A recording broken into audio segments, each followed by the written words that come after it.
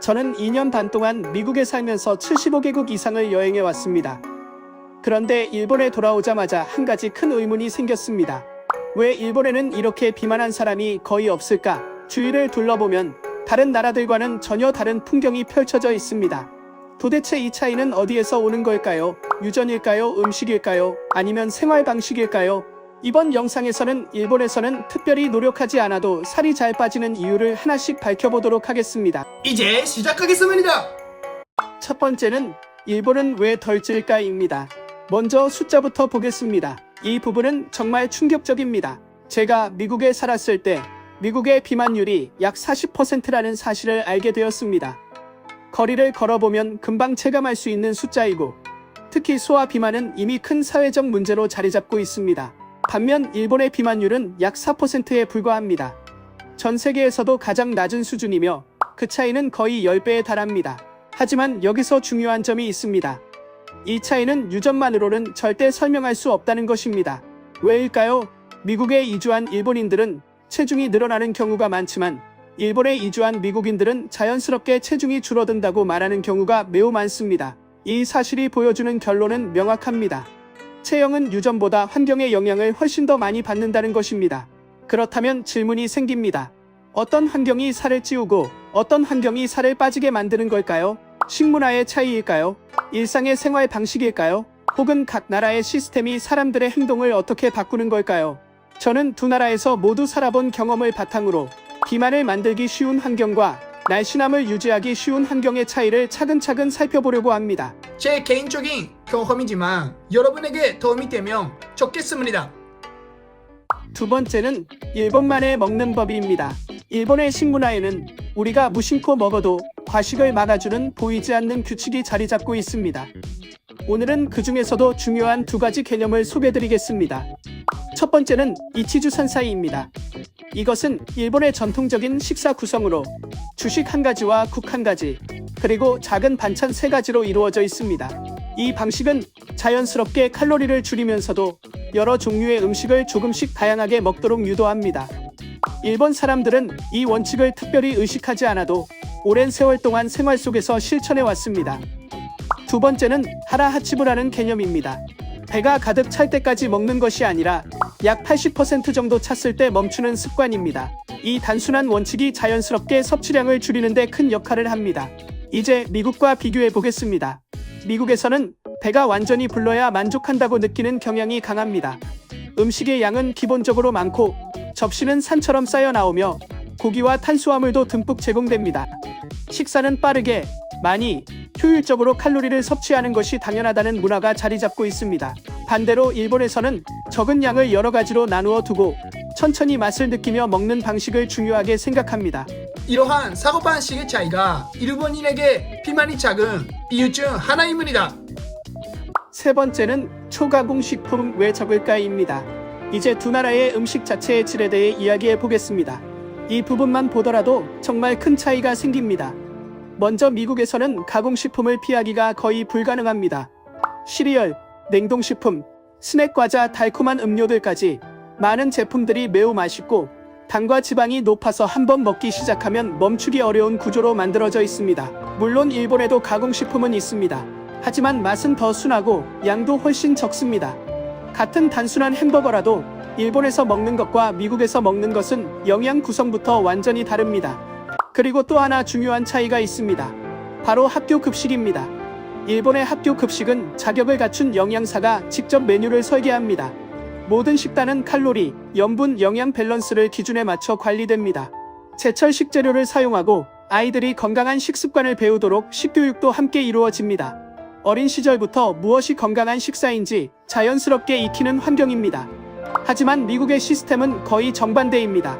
피자, 감자튀김, 치킨 너겟, 초콜릿 우유처럼 영양보다 가격과 보관 편의성 때문에 선택되는 음식이 많습니다. 상황이 점점 나빠져서 부모들이 급식 개선을 요구하는 시위와 청원을 조직할 정도입니다. 결국 차이는 아주 분명합니다. 미국에서는 초가공 식품이 일상 식단의 중심을 차지하고 학교 급식조차 고칼로리 저영양 식품이 많습니다. 반면 일본의 식사는 가정과 학교 모두 건강을 최우선으로 하는 시스템 안에서 이루어집니다. 그리고 이 구조가 사람들의 평생 식습관을 완전히 다르게 만듭니다. 네 번째는 외식 문화, 뭐가 다를까입니다. 제가 미국에 살았을 때 가장 먼저 놀랐던 것 중 하나는 바로 음식의 양이었습니다. 햄버거는 크고 음료는 엄청나게 큰 컵에 나오고 탄산음료는 계속 리필이 가능했습니다. 일본에서 라지라고 부르는 사이즈가 미국에서는 스몰처럼 느껴질 때도 많았습니다.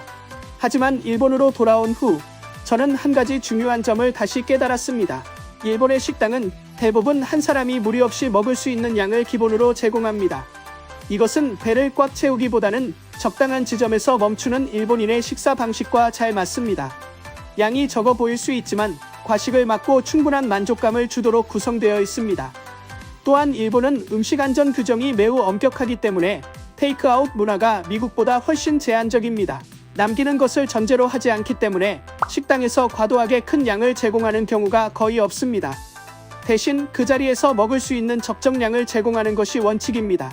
식사의 구성 방식도 큰 차이입니다. 많은 일본의 체인점에서는 밥, 메인 요리, 국, 그리고 때로는 샐러드까지 포함된 정식 메뉴를 제공합니다. 손님이 영양 균형을 고민하지 않아도 자연스럽게 균형 잡힌 한 끼가 완성됩니다. 반면 미국에서는 배부름과 가성비를 최대한으로 제공하는 것이 목표가 되는 경우가 많습니다. 레스토랑은 손님이 값어치를 했다고 느끼길 원하기 때문에 자연스럽게 양이 많아지고 칼로리도 크게 올라갑니다. 이렇게 일본인의 식습관은 완전히 다른 것입니다. 다섯 번째는 일본 왜 이렇게 많이 걸을까입니다. 제가 미국에서 일본으로 돌아왔을 때 가장 크게 느낀 변화 중 하나는 갑자기 걷는 양이 폭발적으로 늘어났다는 점이었습니다. 미국에서 2년 반 동안 살면서 제 하루 걸음수는 보통 2,000에서 3,000 걸음 정도였습니다. 이유는 아주 단순했습니다. 어디를 가든 차가 필요했고 걷는 선택지가 거의 없었기 때문입니다. 걷는 일은 제 일상에서 완전히 사라져 있었습니다. 하지만 일본에 돌아오자 상황이 완전히 달라졌습니다. 역까지 걷고 전철을 갈아타고 또 걷고 가게에 들렀다가 다시 걸어서 집에 돌아오는 생활을 하다 보니 하루 걸음수가 어느새 15,000 걸음, 많을 때는 2만 걸음까지 올라갔습니다. 미국에 있을 때보다 5배에서 10배나 많아진 것입니다. 더 놀라운 점은 제가 운동하려고 노력한 것이 아니라는 점입니다. 그저 평범하게 생활했을 뿐인데 몸은 자연스럽게 칼로리를 소모하고 있었습니다. 이 차이는 도시 설계에서 시작됩니다. 일본에서는 편의점, 슈퍼, 식당 여기 모두 도보권에 있습니다. 대중교통이 촘촘하게 연결되어 있어서 일상 속에 걷는 시간이 자연스럽게 포함됩니다. 반대로 미국에서는 대부분의 도시가 자동차 중심으로 설계되어 있습니다. 운동을 하겠다는 의지가 없으면 일상에서 걸을 기회가 거의 생기지 않습니다. 결론은 아주 분명합니다. 일본은 저절로 걷는 나라입니다. 아메리카는 의식해야 걷는 나라입니다. 그리고 이 차이는 매일 상입니다. 여섯 번째는 남의 시선이 만든 몸매입니다. 일본에서 사람들이 자연스럽게 날씬한 체형을 유지하는 또 한 가지 이유가 있습니다. 말로 설명하기 어렵지만 많은 여행자들이 일본에 오면 바로 느끼는 부분입니다. 바로 사회적 압력, 즉 타인의 시선입니다. 일본에서는 어릴 때부터 다른 사람에게 어떻게 보이는가를 자연스럽게 신경 쓰며 자랍니다. 이 의식은 행동뿐 아니라 체형에도 깊게 연결되어 있습니다. 많은 일본인들은 마음속으로 뚱뚱해 보이고 싶지 않다, 관리하지 않는 사람처럼 보이고 싶지 않다는 생각을 가지고 있습니다. 체형은 자기 관리를 얼마나 하고 있는지 보여주는 신호처럼 여겨지기도 합니다. 이런 문화적 분위기 속에서 사람들은 자연스럽게 과식을 피합니다. 사람들 앞에서는 많이 먹지 않으려고 하고 고칼로리 음식을 습관처럼 먹지 않습니다. 강한 의지가 없어도 체중 관리가 어느 정도 이루어지는 이유가 여기에 있습니다. 사회 전체가 무언의 기준을 만들어주기 때문입니다. 반대로 미국에서는 개인의 자유가 가장 우선입니다. 많이 먹더라도 살이 찌더라도 당신의 삶이니 원하는 대로 하라는 문화가 강합니다. 외모나 식습관을 다른 사람이 신경 쓰는 일은 거의 없습니다. 정리하면 일본에서는 타인의 시선이 체형을 바꾸고 미국에서는 개인의 선택이 체형을 만듭니다. 그리고 이 차이는 아주 크게 작용합니다. 일곱 번째는 살안찌게 만드는 시스템입니다. 일본 사람들이 노력하지 않아도 자연스럽게 날씬함을 유지하는 또 하나의 중요한 이유는 바로 사회 시스템의 힘입니다. 이는 단순한 문화나 생활 습관의 문제가 아닙니다. 국가 전체가 사람들의 건강을 유지하도록 설계되어 있기 때문입니다. 대표적인 예가 매년 의무적으로 실시되는 건강검진입니다. 일본에서 회사에 다니는 사람들은 체중, 체지방, 혈압, 혈액 검사, 그리고 내장지방까지 매년 모두 측정해야 합니다. 그리고 그 결과는 회사에 제출됩니다. 수치에 이상이 있으면 공식적인 건강 지도를 받게 됩니다. 즉, 체중 관리가 개인의 선택에만 맡겨져 있는 것이 아니라 회사와 사회 전체가 함께 관리하는 구조입니다. 기업은 직원의 의료비를 부담하기 때문에 직원의 건강에 적극적으로 투자합니다. 많은 회사가 걷기 챌린지를 운영하고 건강관리 앱을 제공하고 금연 프로그램을 실시하며 스트레스 감소를 위해 근무 시간을 조절하기도 합니다. 이 모든 것이 국가가 기업에 요구하는 건강관리 시스템의 일부입니다. 학교도 마찬가지입니다. 아이들은 매년 건강검진을 받고 지방자치단체는 그 데이터를 바탕으로 지역의 건강 전략을 만듭니다. 반면 미국에서는 건강검진이 의무가 아닙니다. 회사도 직원의 건강을 관리할 의무가 없습니다. 그래서 누구에게도 지적받지 않고 체중이 계속 늘어나는 환경이 만들어질 수 있습니다. 또한 일본의 의료보험 제도는 건강을 유지할수록 비용이 낮아지는 구조입니다.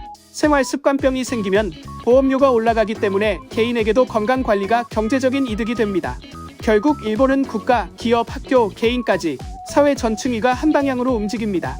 그 방향은 자연스럽게 건강한 체형을 유지하는 생활입니다. 그리고 이것이 일본과 다른 나라와의 그 차이입니다. 여덟 번째는 결론, 일본이 마른 이유입니다. 이제 미국과 일본의 차이를 살펴보면 한 가지가 분명해집니다. 일본이 태어날 때부터 마른 나라처럼 보이는 이유는 단 하나의 요소 때문이 아닙니다. 많은 작은 요소들이 함께 작용한 결과입니다. 첫째, 식문화입니다. 전통적인 일본식 식단은 가볍고 균형이 잘 맞아 있으며 배가 꽉 차기 전에 식사를 멈춘다는 개념을 바탕으로 양이 정해져 있습니다. 채소와 발효식품이 많고 자극적이지 않은 맛 덕분에 자연스럽게 과식을 줄일 수 있습니다. 둘째, 일상에서 초가공 식품이 적다는 점입니다. 미국에서는 언제 어디서나 고칼로리, 고당, 고지방 음식이 쉽게 보입니다. 일본에도 그런 음식이 있지만 과식을 유도하는 환경은 훨씬 적습니다. 셋째, 일상적인 활동량의 차이입니다. 미국은 차 중심의 생활이지만 일본은 걷는 생활이 기본입니다. 제가 미국에 살 때는 하루 2,000에서 3,000 걸음 정도였지만 일본에서는 자연스럽게 15,000에서 2만 걸음까지 걷습니다. 같은 하루를 살더라도 소비하는 에너지가 완전히 다릅니다. 넷째, 사회적 압력도 큰 역할을 합니다. 일본 사람들은 다른 사람이 나를 어떻게 볼지 매우 신경 씁니다. 지저분해 보이거나 건강이 안 좋아 보이고 싶지 않기 때문에 과식이 흔하지 않습니다. 외모는 데이트, 직장, 첫인상에 영향을 주기 때문에 몸매 관리가 사회적 행동의 일부가 됩니다. 다섯째, 일본의 제도는 건강 유지를 적극적으로 장려합니다. 매년 건강검진이 의무이고 기업은 직원의 건강 상태를 관리합니다. 학교는 어린 시절부터 성장 기록을 체크하고 사회 전체가 안정된 체중을 유지하도록 돕습니다. 그래서 일본에서는 노력하지 않아도 자연스럽게 슬림해지도록 환경이 만들어져 있습니다. 반대로 미국에서는 환경이 체중 증가를 쉽게 만듭니다. 이번 영상 어땠나요? 댓글로 여러분의 생각으로 공유해주세요. 저의 채널을 구독하고 좋아요 버튼을 눌러주세요. 다음 영상에서 또 만나요. 안녕.